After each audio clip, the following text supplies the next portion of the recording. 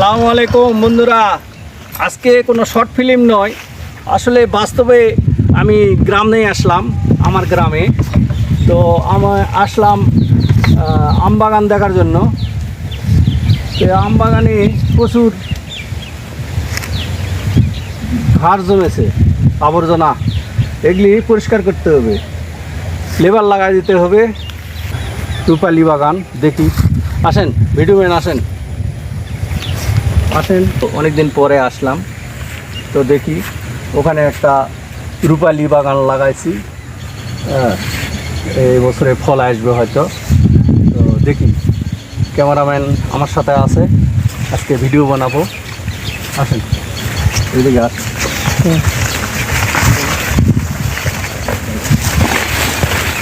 আজকে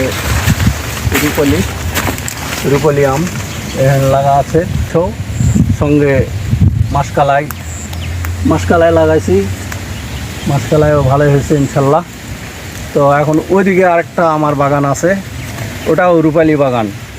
আর এটা ভ্যারাইটিস আমের গাছ, এটা ফজলি, লাখ ফজলি, তারপরে খিসাপাতি, বিভিন্ন জাতের আম আছে।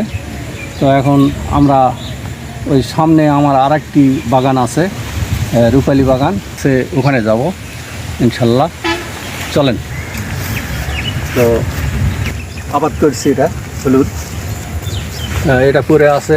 এটা আগামীতে একটা লিচুর বাগান করব, আশা আছে, আল্লাহ যদি তৌফিক দেয় এখানে লিচুর বাগান করব ইনশাল্লাহ। তো এই আমাদের গ্রাম, সবুজ শ্যামল, ওয়াহ, গ্রামে আসলে পারে মন ভরে যায়।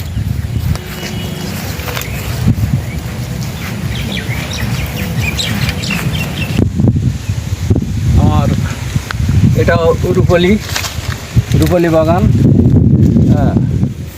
মাসকালাই এখানে ছিটে দিয়েছিলাম, হয়েছে, ভালোই হয়েছে, খাওয়াটা হবে।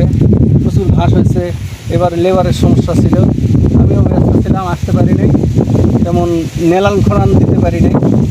তো যাই হোক, মোটামুটি এই বছরে আম ধরবে, আশা করি ভালো ধরবে।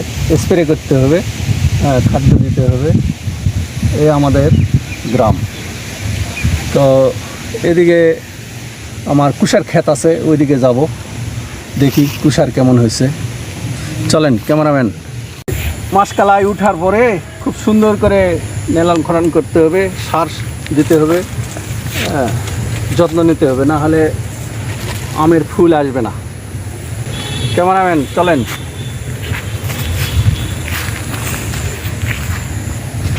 দেখি কুশার বাগ খেতে যাব।